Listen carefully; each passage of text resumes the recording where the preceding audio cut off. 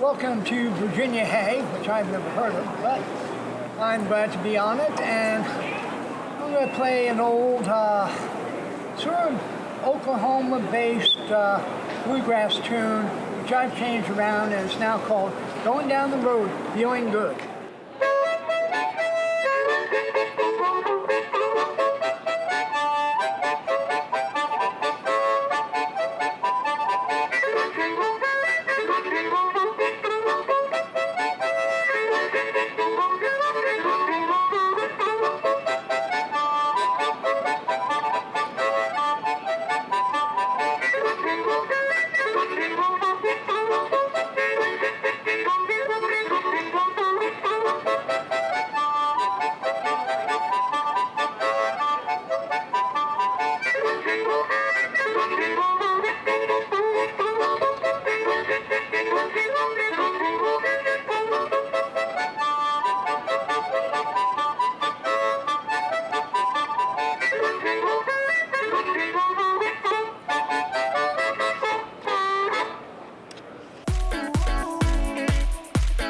What you doing? What you doing? What you thinking? Hey, Virginia,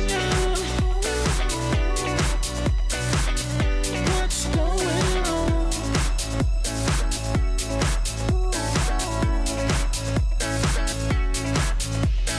Hey, Virginia,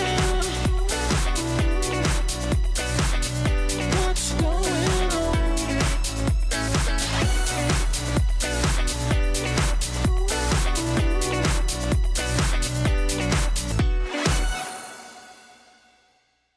Welcome to the May edition of WVPT's latest local program, Hey Virginia, informing you about upcoming events and exploring the region's fascinating locales, people, and stories. This month we traveled to Winchester to explore one of Virginia's most unique tourist attractions, Dinosaur Land. We also head to Augusta County for a tour of Stanton's Camera Heritage Museum. This month's sound showcase features the crown jewel of the Shenandoah Valley music scene, the Judy Chops. And fine wine is on the menu as we expand our palates with a tour of the charming Cross Keys Vineyards. All this plus much more coming your way next on Hey Virginia.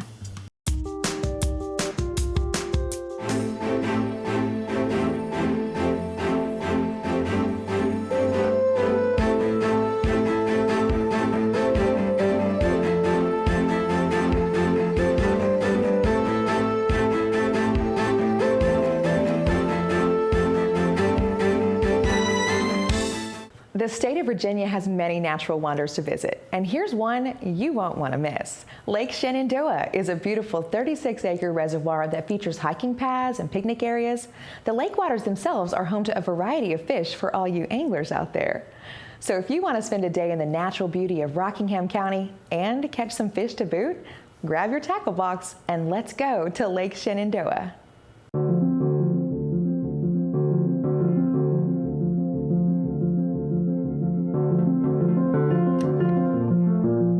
Lake Shenandoah is a public lake that offers fishing and so much more. Today we're at Lake Shenandoah in Rockingham County. It's a 36-acre impoundment, and it's a great place to come and fish. We've got lots of different fish in this particular reservoir. We have largemouth bass, bluegill sunfish, black crappie, channel catfish, and muskellunge. And it's a great place to bring the family. There's walking trails around the lake. There's a boat ramp that you can access the lake with. We even have a fishing pier with a handicapped accessible trail to it. So there's a lot of options there for families to come out and fish. The sunfish population is incredible. There's tons of them out there, so a great opportunity for kids to get involved with fishing. And for those that like a little bit more of a challenge, we have muskie that can get as big as 48 inches. So they're a trophy of a lifetime. Recently, myself and some of the other biologists have put in some artificial fish reefs within the lake. These are marked with buoys, so if you're in a boat or can reach these buoys from the bank with a cast, you can target these areas to look for some of these fish. We also put in some pine trees that are actually sticking out of the water a little bit this year, so you can actually easily see the habitat and target those for some of the bass and muskie and some of the sunfish. If it's sport or tranquility you're looking for, visit Lake Shenandoah. It's another example of the natural beauty that the state of Virginia has to offer. One of Virginia's most unique tourist attractions is, without a doubt, Winchester, Virginia's Dinosaur Land. For decades, Dinosaur Land has thrilled visitors with its vast array of dinosaur replicas and quirky prehistoric fun. We recently stopped by Dinosaur Land ourselves for an adventure like no other.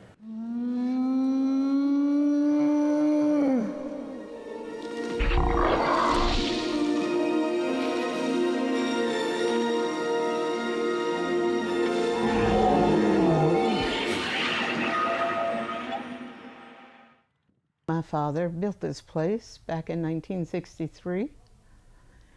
When he first built the big building, he called it Rebel Corner. And every winter, Mom and Dad would go to Florida, and they stopped in Tennessee one day and saw these big dinosaurs at a putt-putt golf course.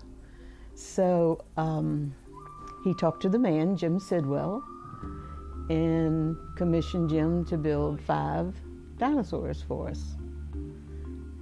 And they stayed out front for maybe 1 year, year and a half, but vandals were very bad at taking the ears off the woolly mammoth. They took the trunk off the woolly mammoth, and because the trunk would move and the ears would flap. And they took the trunk off, and Dad got a phone call from a local veterinarian, Dr. McHale, and said, I have something that belongs to you. It was in my mailbox. So Daddy went down there, and it was the woolly mammoth's trunk. And so he decided, that's it, I'm going to put them behind the fence. And so he ordered some more, and Jim made some more of them, and he put a fence around it. And then each year, they're very expensive, so each year he would add 1 or 2, and then he'd skip a few years, and he'd add a couple more. And then Dad died in '87, and when he died, my sisters and I took over. I have 3 sisters. And since then, we've probably added 25, maybe, more dinosaurs. The 3 new ones are made with a PVC, so we're wondering how they're going to hold up compared to the others. The ones out front's been there since '72. And a man named Mark Klein made some more for us. And Mark has a place in Lexington.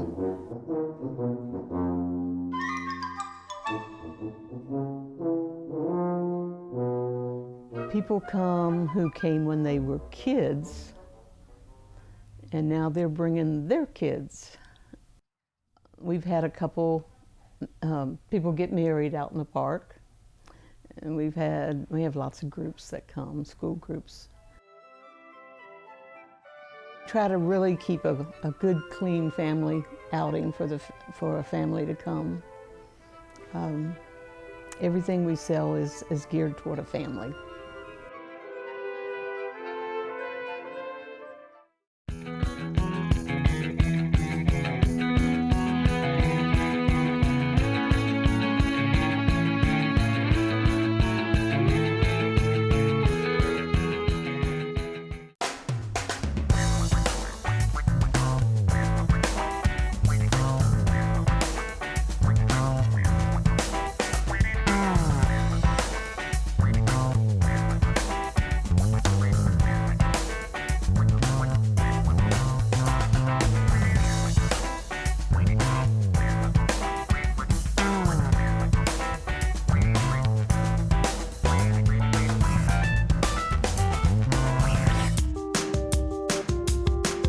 Wine lovers, unite! Do you want to travel through the beautiful Shenandoah Valley countryside and visit a vineyard like no other? If you're an aficionado or a newcomer to the artistry of fine wines, you are going to love visiting Cross Keys Vineyards. A gorgeous mountain view, incredible cuisine, and Cross Keys signature wines make this the perfect afternoon or weekend getaway.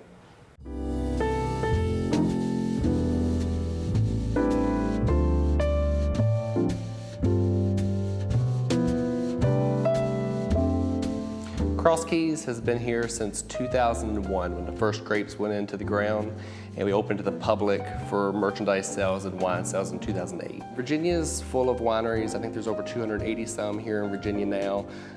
With us, we've had a lot of customers come in and say it's like a breath of fresh air. It's like being on a trip in Italy. It's like being in California, except for you don't have the tons and tons of different wineries that California offers, but we got the mountains, and we have more wide open spaces more than just winery.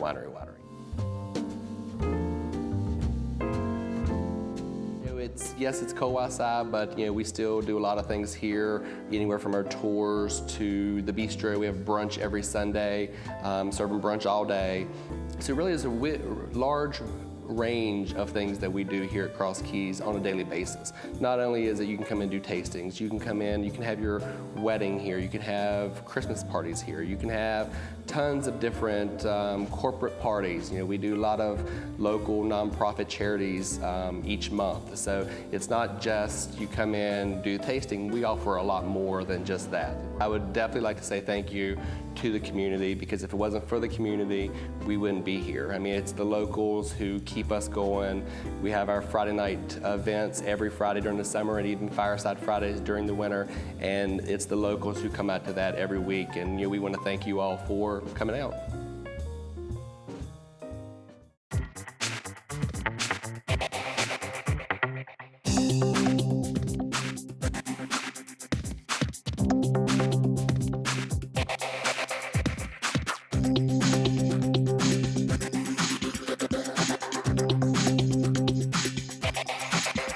If you have a smartphone in your possession, you might take for granted that you have a digital camera built right in.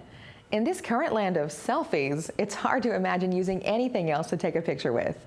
150 years ago, the selfie would be impossible. The art of photography involved an intricate and detailed process. Photography has come a long way since then, and you can enjoy its engaging history from the 1850s and on at Stanton's Camera Heritage Museum. Roll it. The Camera Heritage Museum, located in Stanton, Virginia, houses a unique collection of antique cameras that date back from the 19th century all the way to the digital era of today. The Camera Heritage Museum was created to display and preserve a collection of over 2,000 cameras, as well as accessories and photographs, that all serve as a testament to a technology that continues to evolve and grow. The museum's collection offers visitors a truly compelling glimpse into the fascinating world of photography. We are the only camera museum in the United States open to the public. We're almost 5,000 cameras in inventory now. I started collecting in probably 1970 when I graduated from high school. Without the camera, we would not know what people look like, what our families look like, what our surroundings, nature, everything. Without the camera, all we would have is watercolor or paintings. And that is an artist's representation. That's not an accurate representation of how somebody actually looks.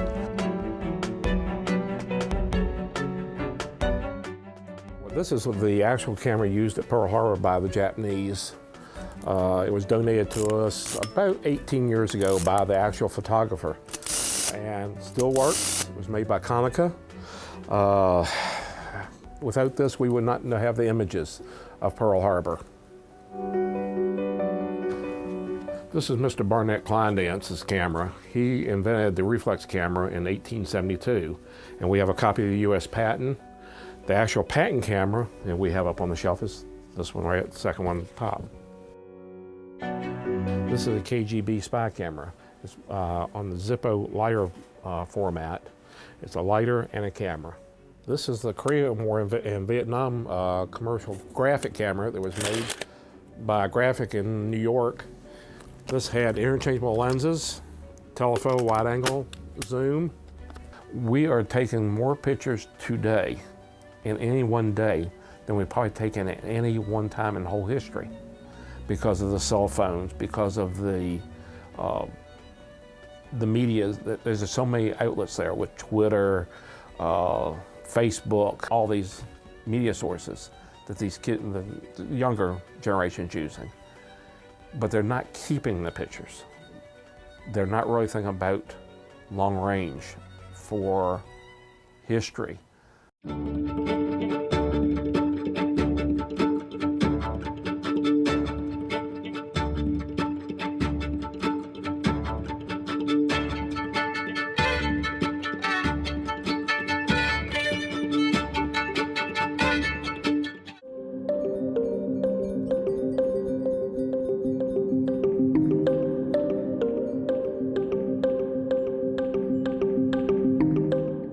The Valley is filled with incredibly talented musicians. Harrisonburg is an excellent example of this.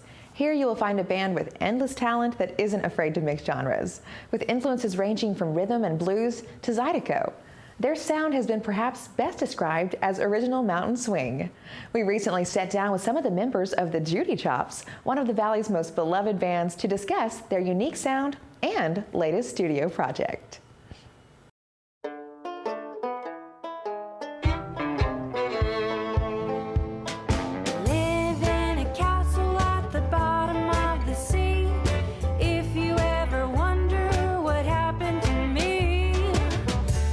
Well, actually, Sally called me up and said, Molly, come play music with me in Charlottesville with my guy that I'm playing with. And we formed a band, and that band had a few members come in and out, and then Bill was one of them as a lead guitar player.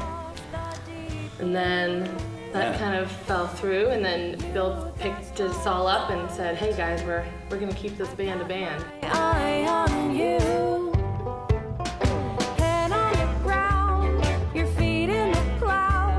I know for me that was one of the early things that kind of drew me to writing and singing with these ladies, is that, you know, I knew we came from that same kind of musical family background. And so yeah, definitely number one influence for me would be my family, my grandma. Yeah, Molly and I grew up singing 3-part harmonies on road trips with our mom. Star Spangled Banner every time we saw an American flag.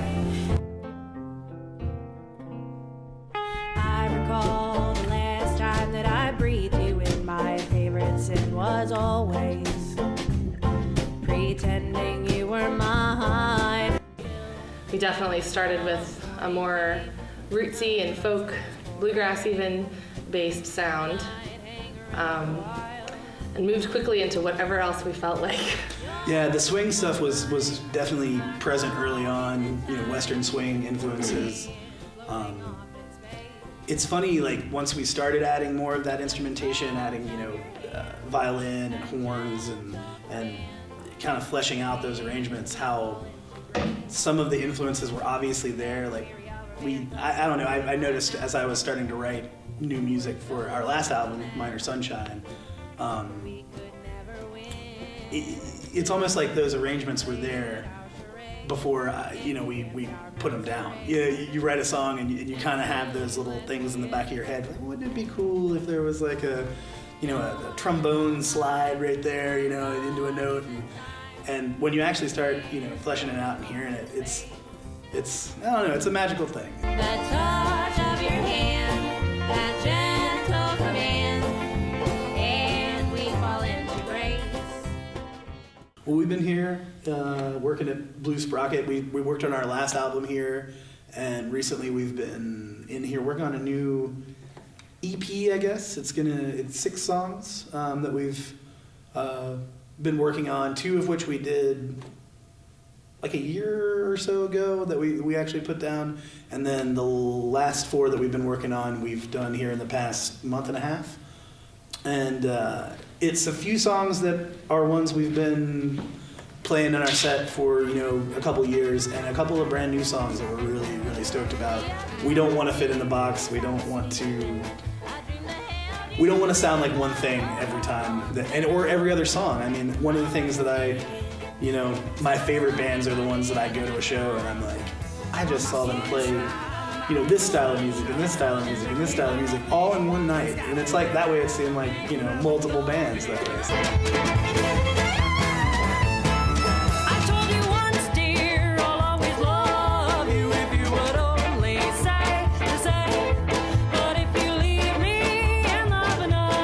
We are the Judy Chops. Did you open your mouth? Good job.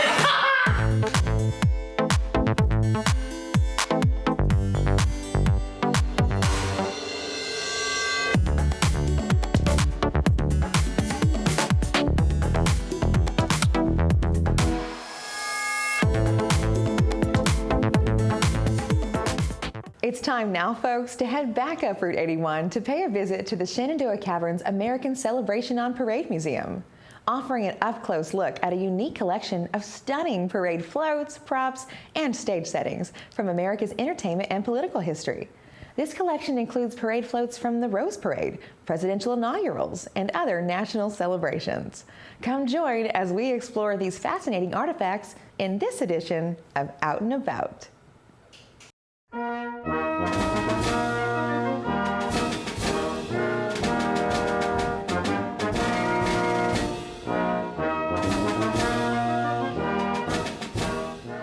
Mr. Hargrove purchased Shenandoah Caverns in 1966, and he always had this vision of having a place to put his floats on display for people to see from all over the United States. And it came to fruition in about 2000 when he built this building. It's 40,000 square feet. And he had a lot of these parade floats on his property in Maryland, and he wanted a place to display them. So he built this and brought the parade floats here to fill up this building, and they come from all over the United States. They come from California, Philadelphia, some out of New Orleans, and even presidential inaugural parade floats. One of the most famous floats we have is here in the back of the building, and it's a large American flag. And it was originally built for the first inauguration of Ronald Reagan. It was too cold that year for the inauguration, and they actually had to move it indoors, and it has actually been used for every president all the way up through Barack Obama. We have a full tour that when school groups or other groups that come in here, tour guide goes through the building with the children, and that gives an explanation of all the floats that's on display in here, which is quite inspiring. WVPT is a community-driven public media station. We're here because of you. So we headed to the streets with a camera once again to hear your thoughts about your community and the things affecting your lives. With the ever-growing influence of computer technology on our day-to-day lives, cybersecurity is an issue that has moved to the forefront of modern security. We wanted to hear what you had to say on the matter of security in cyberspace and the impact it has on your life. We proudly present Your Community, Your Story.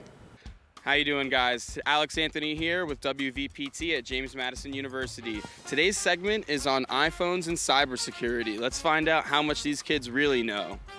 Are you aware that your iPhone tracks where and for how long you've been places? No, I didn't. You aren't aware of that? Yeah? Is that the thing where you can look up what addresses you visit the most? No, I was not aware of that. Yeah, that's scary. I do not have an iPhone. No? All right. The interview's over. Okay. So say something happened to you tomorrow. Would you want the contents of your phone deleted? Look at that grin. Not really, man. I got nothing to hide, so. No. Nothing to hide? Not really, no. Nope. You're a better man than I am. Not particularly. There's nothing incriminating on there. Even if your parents saw it? Probably wouldn't want my parents to see it. I don't know if my flirting, should be for everybody. My texting. So you got game. Some. I'm gonna have to actually take the contents of his phone because I need game. All right, maybe there are a few things I wouldn't want my parents to find. I wouldn't want it wiped. Well, it depends what happens to me, so I'm gonna say no. What about if your parents were the ones to see your phone? Yes. Yeah, they might find some weird stuff. Okay. Well, this is for me. Well, no need for a bike anymore. Any celebrity, who would you choose to access their phone? Full contents. Justin Bieber. A celebrity, Emma Stone. I guess Trump right now would be fun. Johnny Depp's. Donald Trump. I don't know. I feel like Johnny Depp's got to have some crazy shit going on, right? Hillary Clinton. Leonardo DiCaprio. Hillary Clinton. I'm gonna go with Emma Stone. Leonardo DiCaprio. Hillary Clinton.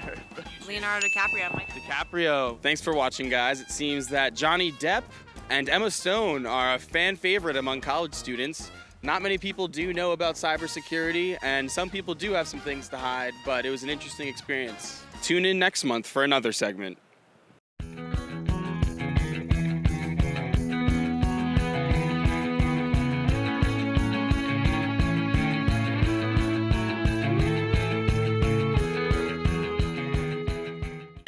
Well, friends, that's it for this edition of Hey Virginia. If you have an event you'd like to feature, contact us. If you have a video you'd like to share, send it our way. Parting is such sweet sorrow, but part we must. I'm Kate Martin, and I'll see you on the next edition of Hey Virginia. Roll the music.